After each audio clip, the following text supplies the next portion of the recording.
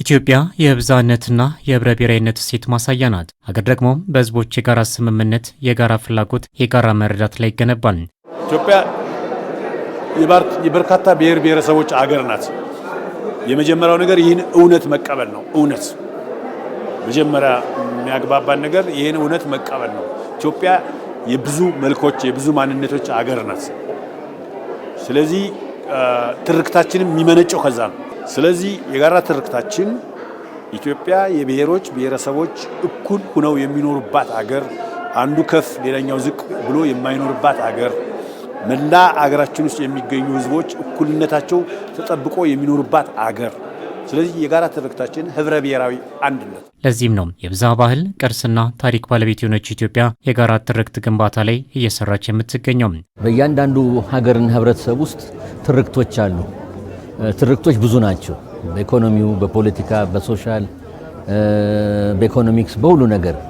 ከዛ ውስጥ ገዢ ትርክት የምንለው ደግሞ አለ ማለት ወሳኝ ጎልቶ የሚወጣው ማለት ነው። እና እሱም በተመለከተ እንዳልከው ኢትዮጵያ ሀገራችን ውስጥ ገዢ ትርክት አለ። ለምሳሌ የኢትዮጵያ ነጻነት አልበገር መሆን፣ የአድዋ ጦርነት እና የጸረ ኮሎኒያሊዝም ትግላችን፣ ነጻነታችንን በደምና በአጥንታችን ማስከበራችን ይሄ እንኳንኛ በመላው ዓለም ያሉ ህዝቦች የሚመኩበት የሚያመሰግኑት ኢትዮጵያን ደግሞ እንደ ብረት ጥንካሬ የሚያሳይ ትርክት ነው፣ ገዢ ትርክት ነው። ማህበረሰቡን ያጋመዱና ያስተሳሰሩ ሴቶች ለገዢ ትርክት ግንባታ በመጠቀም ከገጠመን ችግር ለመውጣት የሚያስችሉ የመፍትሄ አማራጮች ተደርገው ሊወሰዱ የሚችሉ ናቸው። የሚያስተሳስረን ገመዶች ብዙ ናቸው።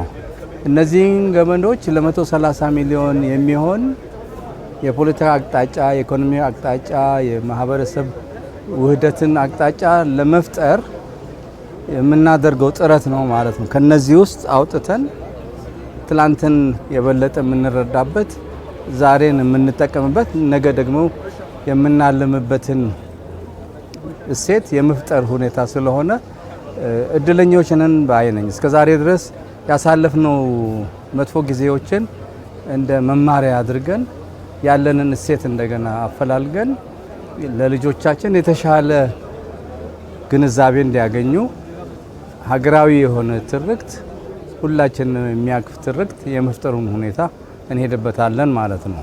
የኢትዮጵያ የወል ትርክት ግንባታ በታሪክ ሂደት ውስጥ ያጋጠሙ ስብራቶችን በሚያርቅ አብሮነትን በሚያጸኑና ሁሉንም ወገኖች በሚያቅፉ የታሪክ እውነታዎች ላይ የሚመሰረት ነው። ለዚህ ደግሞ የእውቀት ክፍተት እንዳይኖር ጥናትና ምርምሮችን በማድረግ የተንሸዋረሩ ታሪኮችንና ንግርቶችን ለማጥራት ምሁራን የጎላ ሚና አላቸው። ብዙ ትርክቶች አሉ፣ ብዙ ውዥንብሮች አሉ። እያንዳንዱ ትርክት ትክክል ነውም ላይሆንም ይችላል።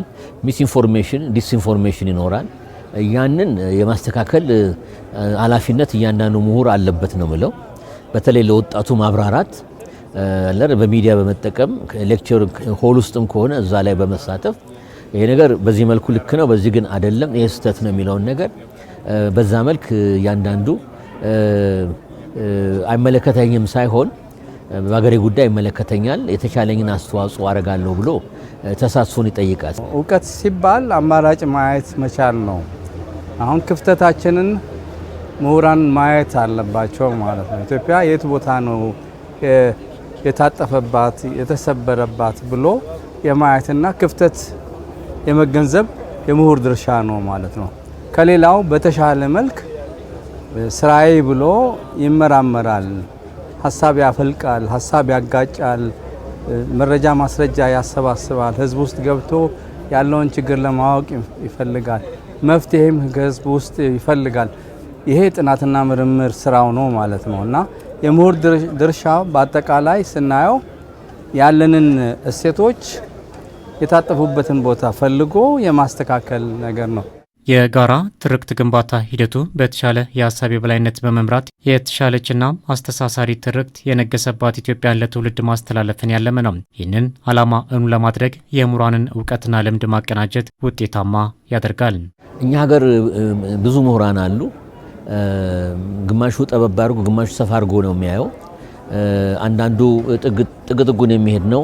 አንዳንዱ ደግሞ ሪሊ ኮሚትድ ሆኖ ፔባክ ታይም ህብረተሰቡ ላገልግል ብሎ የሚሳተፍ ነው።